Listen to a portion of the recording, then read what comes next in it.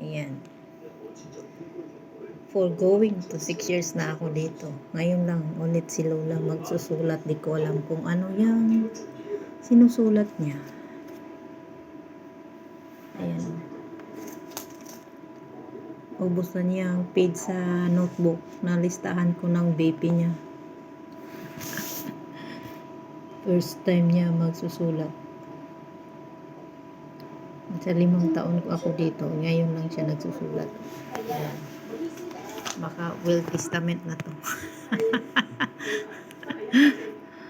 Baka ano na to niya. Habilin. Opo, you sick me, Sen. Oh. Ha?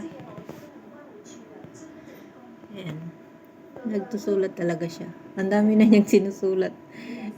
Iba't ibang ano na, ilang page na yung naubos niya. Marami na yan. Inikot-ikot pa yung notebook. Why, here. You finish?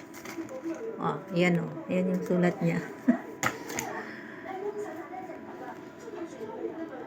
Ayan na siya. Sinuot niya yung eyeglass niya. Kaya magsulat daw siya. Ano kayang sinulat nito?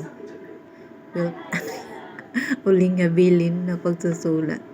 Pupuwag naman. Pamanahan mo ako ng ano mo. Yung dollar mo. Pamanahan siguro ako nito. Joke. Ano kaya itong mga sinusulat niya? O yung pagkain niya. Lalamig na to ngayon. Proposing mission later you do writing again. Later this one will cold. You eat first.